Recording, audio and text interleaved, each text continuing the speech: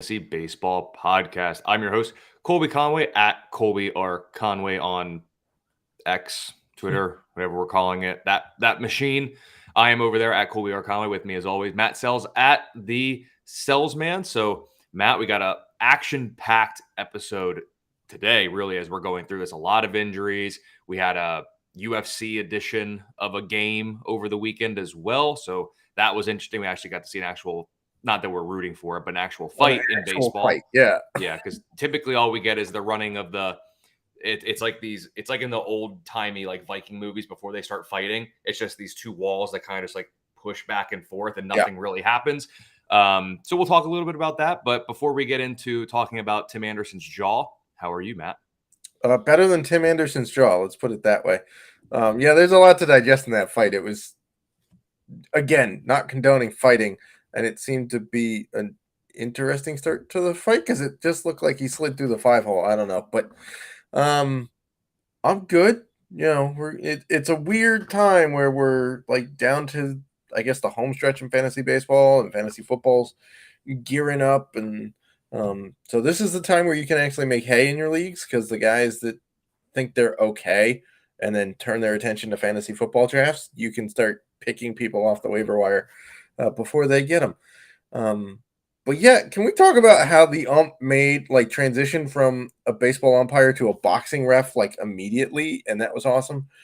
And the call from, I guess it was the Guardians announcer, was phenomenal. Using the Down Goes Frazier reference for Down Goes Anderson.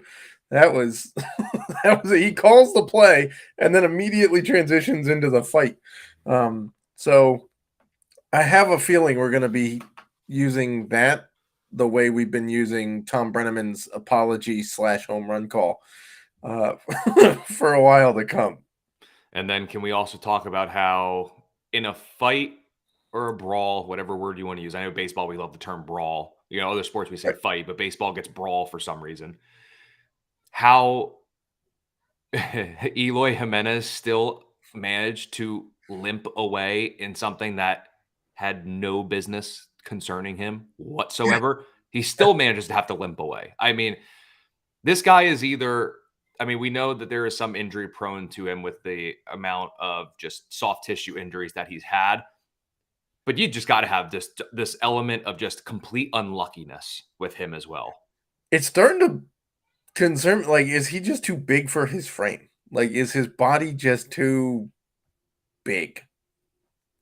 Or is he always wrong place, wrong time? Always. Yeah, there's not really much you could do about just being too big, but like, also, Tim Anderson, for future reference, if you're going to get into a fight, don't drop gloves with a dude who's a switch hitter. Because I'm pretty sure they're equally strong from both sides. Well played. That's pretty good. Just saying. Somebody brought that up, and I was like, excellent point. Don't. It's not like you're dodging the right because he's stronger. No, he's a switch hitter. So, do you see the clip with the sonic rings coming out of Tim Anderson? Yeah. I threw it back. That was good. Anderson was very quick to drop the gloves, and one of those things, like in baseball, where no one expects an actual fight to occur, you can use that element of surprise when you kind of like right. It's not like hockey where dropping gloves happens all the time, and both know what's happening. But like the second Anderson dropped both gloves and put the fist up, like Ramirez knew what was happening. You know, if Anderson slyly maybe, you know, kind of goes for it, maybe he gets the upper hand there. But once he dropped first and stood there and made it known what his intentions were, he had already lost. It was he was going to lose to KO Jose Ramirez. Yeah. Jose Ramirez is what we're calling him now. Also, Pedro Grifol, nobody's buying that it was a scheduled off day for Tim Anderson. No. Like on Sunday, he wasn't in the lineup, and they asked him, and they said, it's a scheduled off day. No, it's because he doesn't know where he is. He's concussed, which means if Tim Anderson played on the Yankees, he'd still be in the lineup for another 2 months before anybody figured it out. Yeah, that situation with Rizzo is not good. That's not. So how do you like? I was in favor of keeping Aaron Boone as manager of the Yankees because I think he's done a fantastic job getting massively flawed rosters to the playoffs in a very deep AL.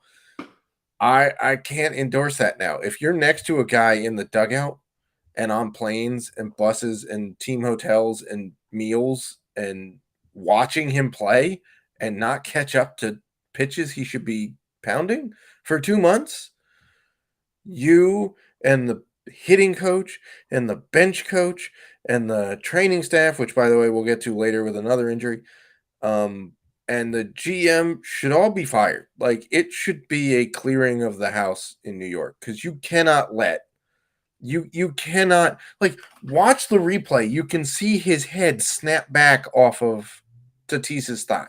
Like, it snaps to a point where it snaps and the hat readjusts itself. And you're telling, and then he's woozy. Watch him walk. He can't even walk away from the bag. And you're telling me it took 2 months to figure out the guy is concussed? And he had to come to you and say, hey, I haven't been sleeping well for 2 months. I'm not myself for 2 months. It's like, you gotta, because if I'm a free agent, I'm not going there. Mm-hmm. I'm just like, that's fear for my health. I'm not signing with you. It's the same thing we saw with the Washington Redskins /football team /Commanders, who ignored a guy's cancer diagnosis. They ignored concussions. They ignored ACLs. They ignored all sorts of stuff. And teams, like, players wouldn't sign there because they were afraid for their health. Same thing's going to happen in New York now. What I will say is, if you have a subscription to The Athletic, there's a really good article. I read it. I believe it was yesterday was when I read it, because that's when it came out, by Chris Kirschner, or Kirschner. I'm going to say Kirschner because that's how it's spelled. Definitely go read that. Very, very interesting, and a kind of tell-all right here with Anthony Rizzo. So make sure you go check that out. I do want to get to some injuries with the Rays, but since we're kind of with Rizzo here, let's kind of just start with the Yankees. You and I have cooperatively and collaboratively poo-pooed on Carlos Rodon this season, given everything that occurred with the injury. That's not anything to worry about yet. He wasn't throwing and nothing was happening. He kept getting shut down for weeks at a time, for different things. And now we have hamstring tightness. Yep. I don't even like, and even when he was on the mound, those fantasy managers that were dying for him to come back, you got jack squat from him. And now he's injured again. I believe right now it's still hamstring tightness. I don't believe he's been placed on the IL as we're recording this Monday, a little before noon, but it would not shock me if he ends up for another IL stint. Just fantasy managers have gotten nothing from him this year. It's been bad. Yeah. Also, the start he came out of, it's not like it was going smoothly before he left the game. Just another bad one. That was not good. And again, this leads into the whole Yankees trainer situation. Like, you're telling me the only pitcher you can keep healthy is Garrett Cole?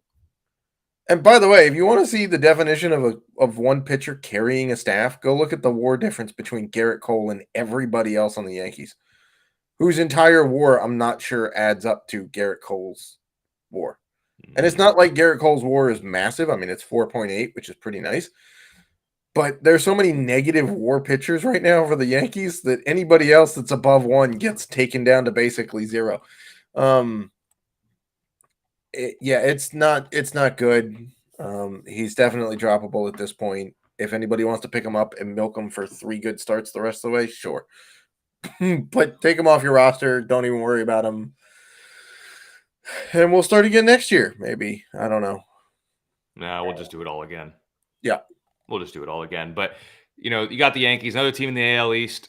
The Rays add to their league best starting rotation in terms of pitchers on the IL. Shane McClanahan goes. He's actually getting more opinions on that left arm of his, which to Not me great. Can't be good. That's how I see it. Because basically how I interpret it, as someone who is not in the medical field, nor, has any really knowledge on the situation, typically, to me, from what I've seen, when you get the second opinion, that means you didn't like the opinion of the first. Correct. That might be a generalization, and it may be a bit presumptuous, but typically you get the second opinion because you don't like what you heard in the first one. Right. You're going for a second opinion to find out if there's any wiggle room to, do I really need what they just told me I needed? Mm-hmm. Right. You're like, hey, maybe this guy will be on my side. It's like when you don't get an opinion in a courtroom, and so you file it in a different court, like different circuit, so that you can get somebody that agrees with you. Right. That's not great. I mean, I'm all for getting as many opinions on something to be sure about it as you want. But anytime I hear a pitcher going for a second opinion, it's almost never a good thing. And health willing, McClanahan probably would have won AL Cy Young this year. He was absolutely excellent. He had a rough little stretch that he went on the IL with, I believe it was like back tightness, I believe, or back soreness earlier in the year. Now he's there with the elbow. Do you think we see him again in 2023? I know we're foreshadowing here a good bit because we're still very early as information's being collected, but I'm a little skeptical, to be honest. Same here. I mean, I can't make a guarantee at this point, but is there something they can do to shut him down for like 6 weeks and then somehow have him for short bursts of the postseason if they make it? Because that's a question too now, because now they're out of the lead in the AL. I don't know how they catch the white hot Orioles at this point. Can they hold on to what's becoming a very crowded three-way race for AL wildcard? Not without a Cy Young winner, not anchoring your and Glasnow is not like healthy either, and he's supposed to be coming back and I don't know. That was the next one I was going to say. He was scratched Sunday with back spasms, so that one, maybe days, maybe try to push a start back one. But I will say he's got issues. That Victor Robles was scratched in May with back spasms, and we didn't see him until mid-June, and then he came back with lower back tightness, and we haven't seen him since.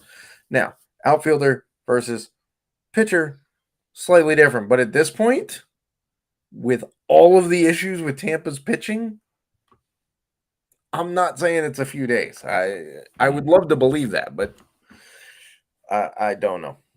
Yep, and that IL rotation just gets stronger for God. It might be the greatest rotation in the history of baseball on the injured list. McClanahan, assuming Glasnow does, which he may not, but McClanahan, Glasnow, Jeffrey Springs, Rasmussen, Shane Baz. It's like 4 aces and a second. You know how on Immaculate Grid, just because we talked about this the other day, on Immaculate Grid, you got the player, they have to play a game. Mm-hmm. Totally forgot about it. All I was doing was going for rarity score, and one of those was Pirates and Rays, and it was the upper right-hand corner. And without even thinking, I was like, well, obviously there's Glasnow. People probably know Austin Meadows. Baz. No one's going to put Shane Baz. Put it in there. I get it wrong. Yeah, because he hasn't technically pitched for the... Yep. All I was worried about was that stupid rarity score. Yeah. I figured he would be the one. Hilariously, you know who the most popular answer was? The guy received in that trade. Oh, yeah, Archer. I didn't even think about Archer on that side. I was like, yeah, people know him. People know Glasnow. People know Meadows. Baz. And I typed it in, click submit. I saw it go red, and I go, I'm better than that. I put G-Man Choi. That's a good one. That was probably pretty low on the rarity score there for you. Surprisingly not, actually. Yeah. It was like 13%, 15%. I don't know. Archer was at like 27. But yeah. I love those Pirates ones, or like with the football ones, and I get a Texans one because that's where I can get the super low rarity score because no one cares about those two teams if we're being honest. But anyway, Josh Jung left thumb fracture because he tried to field a line drive. He should have been thinking about our fantasy team. Screw it. Texas is going to score enough anyway. Just let the ball go through. Doesn't matter. But now he's going to be out. This one's bad too. Like I don't think we see him. A broken thumb, and that's how you grip a bat. That's where. You need that for the power. We've seen hand/thumb injuries affect power. Yep. Yeah, I'm pessimistic on. I mean, even if he comes back, I don't know that you're it may just be for the playoffs, which not fantasy playoffs. We're talking actual playoffs, like Jim Mora. It's not great. He tried to field a Jorge Soler 110-mile-an-hour line drive, and even though it hit the glove, it broke his thumb through the glove. So that. That's impressive from Soler. Yep, I can resonate with that. I had a dislocated thumb in college on the glove, just catching, hit the glove wrong, dislocated the thumb. So I feel with him there. Luckily, if I didn't catch that, it would have hit me somewhere else where it probably would have hurt a lot more.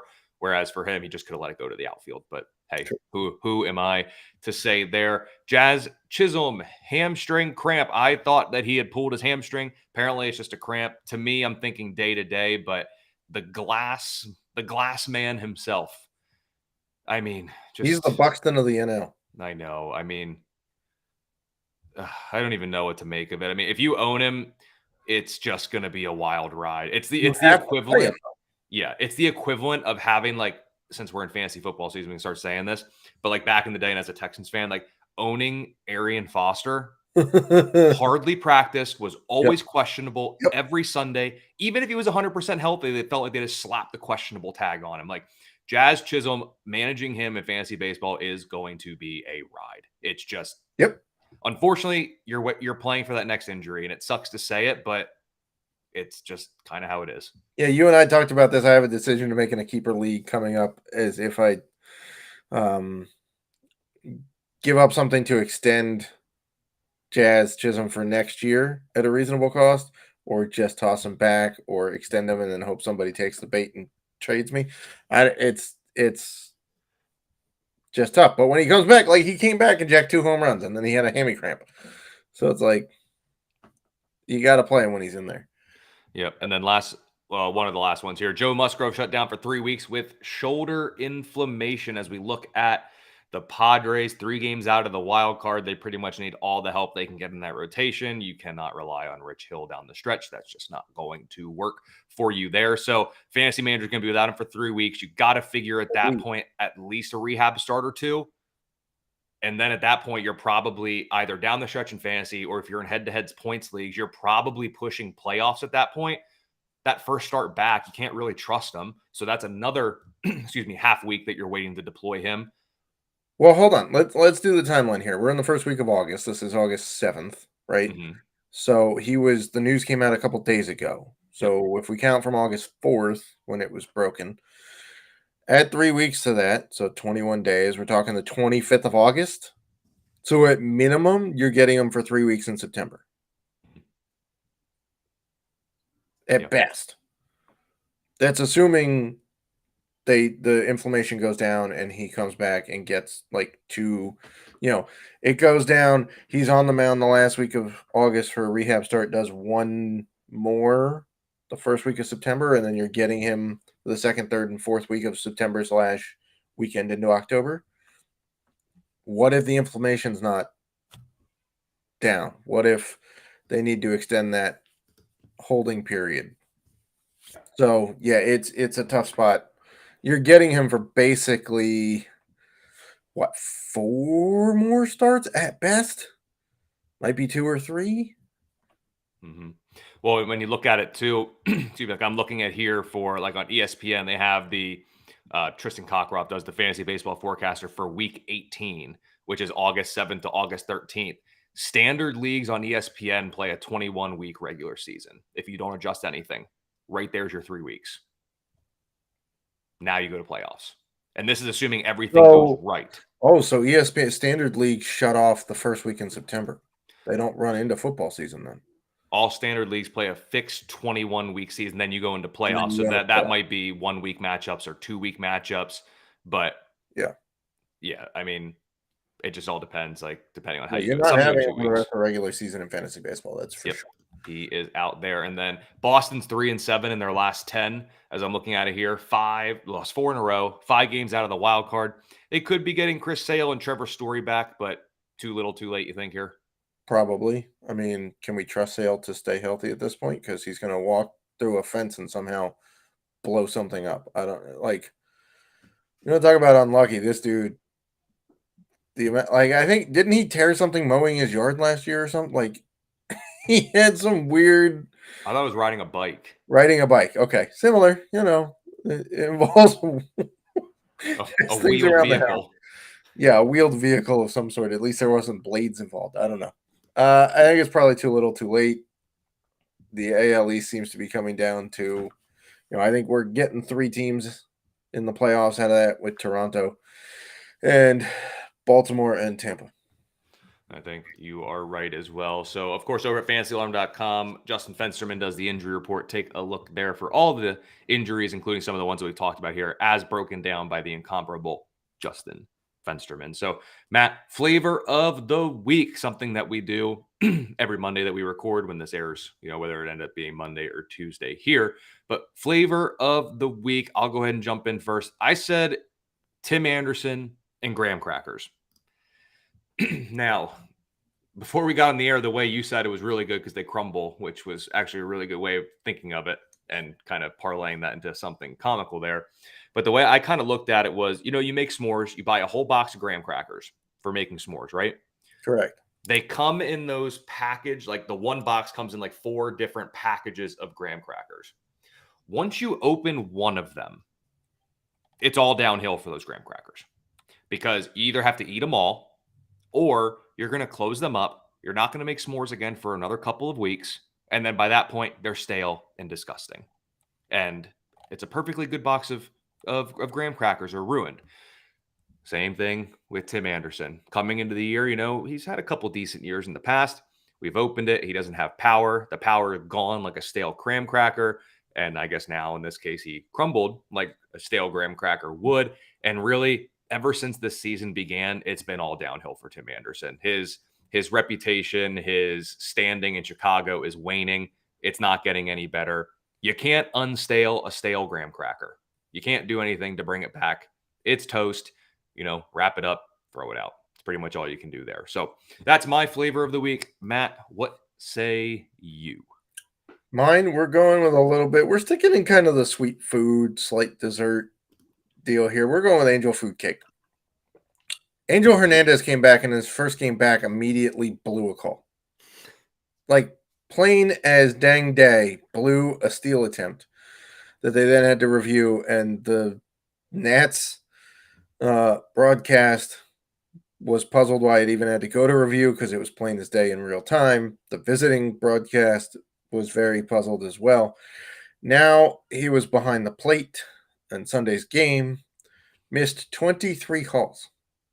23. It's his lowest correct call percentage in a while. Now, get it. He's missed time with a health thing, which, by the way, if you eat too much Angel Food Cake, you can get health problems from that, right? Mm-hmm. The other way this ties in, not just the name, Angel Food Cake is better with help, right? Frosting, icing, a filler, whatever you want to put in there.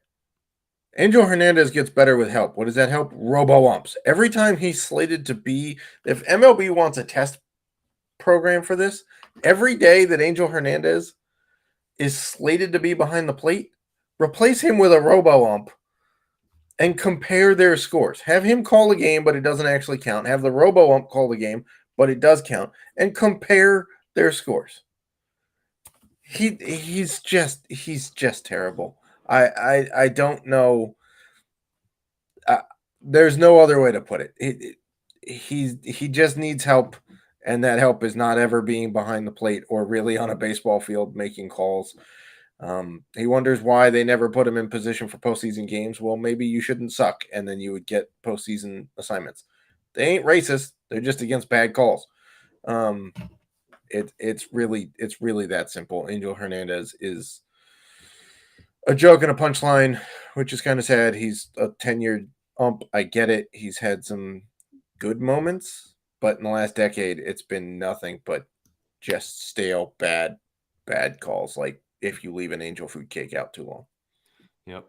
Food goes stale. It's hard to make it unstale. It's just kind of the motto of this week's flavor of the week. And Matt, with the remaining time that we have here, we'll go to everyone's favorite game show here. Name that player. So first up, Matt, is an AL East second baseman, middle infielder, however you want to call it. So after being a 28th round draft pick in the 2017 draft, I reached AAA last season. And prior to getting called up this year, I was hitting 275 with 21 home runs, 9 stolen bases, and a .553 slug across 87 games.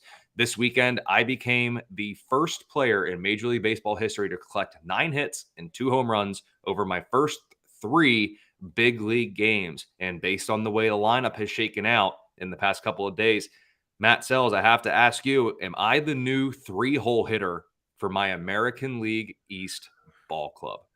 Who am I, and what do we make of me for fantasy baseball purposes? Are you 24-year-old, 28th ranked Toronto Blue Jays prospect Davis Schneider? In this instance, I sure am.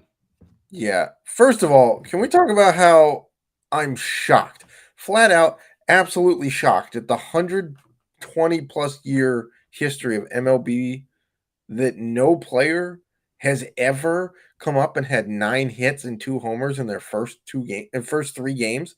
Except first 3 games.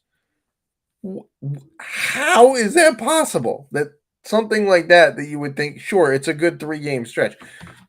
How has that never happened in the history of baseball with, I don't know, 23,000 plus players coming? It's shocking. I guess Davis Schneider is one of one. It's amazing. And let's not pay attention to the fact that he's 5'9". First of all, that's impressive. Second of all, the middle infielders are generally shorter. Jose Altuve's put the height debate to bed for like a decade now. I think he may get more playing time than Paul DeJong. Mm-hmm.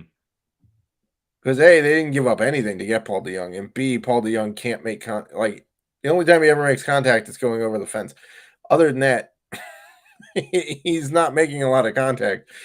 So sure, give the 24-year-old young guy the run of it while Bichette is injured and ailing, and their second base position is kind of up in the air because they haven't really gotten anything out of that position all year.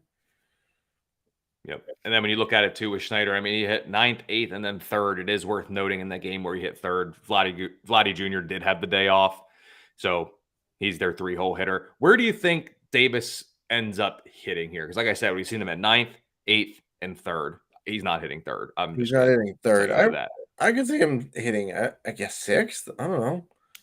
Any chance he gets some at-bats in the 2-hole while Bichette's out? Because right now, since Bichette's went down, Brandon Belt has been their 2-hole hitter in 5 of 6 games. George Springer being the 2-hole hitter in the other one. Any chance he can get second, or do you think he's going to settle into that 6 range after Matt Chapman? I think it's a little presumptuous to put him in the 2-hole. I mean, Brandon Belt isn't what he used to be, but he still is a professional hitter. And the idea of a 2-hole hitter is to get on base and also see a bunch of pitches in front of your cleanup dude so they can see what things look like. Belt does a pretty decent job of that, even if he's not getting productive at bats. He's taking pitches. So I would say that Schneider probably winds up in the 6-hole going forward, which isn't terrible. But part of me is rooting for him to keep just swapping around so he can also tie Christopher Morel, who's hit a home run in every spot in the batting order this season. He's the 4th dude ever to do that. So, I don't know. Part of me hopes he keeps moving around and jacking homers in different parts of the batting order. And the other thing to consider is too, maybe it's something where while Bichette is out, Brandon Belt did hit second with a lefty on the mound. Belt hasn't hit lefties to save his life this season. Maybe it's something against righties. He hasn't done it in a couple of years. So right. So maybe it's more against righties. He's going to hit 6th, because in that case, I get Brandon Belt hitting second. He hits righties well. I get it. Maybe against lefties, we see Schneider hitting the 2-hole while Bichette's out. I think that is very possible. And Matt, we got about a minute left, so we're going to go through this one pretty quick. But AL Central outfielder, I had a rough stretch to begin the season. Team brought me back up after the All-Star break, and I've been pretty good, especially of late, posting a 769 slug over my last 43 plate appearances with 6 home runs. My strikeout rate is absurdly high, so there's a lot of concern here. And at the big league level this year, while I have an excellent 319 ISO against right-handed pitching, I'm hitting under 100 against lefties with a hard hit rate of only 22.2%. My name is very popular right now amongst waiver wire additions. Do you know what AL Central outfielder this is, and what do you expect the rest of the way? This is a very good question. And no, it's not coming. It's not coming to mind. Plays for the Twins. There's he has the same first name as you. Wallner. You got it. I don't know what to make of any of these Minnesota bats, to be perfectly honest. There's 6 dudes that fit this description, which is why I wasn't quite sure it was Wallner, because they've had first-round picks come up all year who look like they'd be good, and then they struggle. And so, no, I'd just leave them. Yep. If you do pick him up, flash in the pan, try to catch lightning in a bottle, but he may be off your team in 2 weeks. That's just the way it goes with these Minnesota outfielders, because he strikes out just like they all do. Yep. So anyway, that'll be it for this week. We will see you later this week. It'll actually be Matt and another guest. I will be at the Fantasy Football Expo, so I will not be there for that. But give me a follow on Twitter at Colby R. Conway, at Matt, or at the Selz Man on Twitter for Matt. And we will see you later this week with the next edition of the Fantasy Alarm.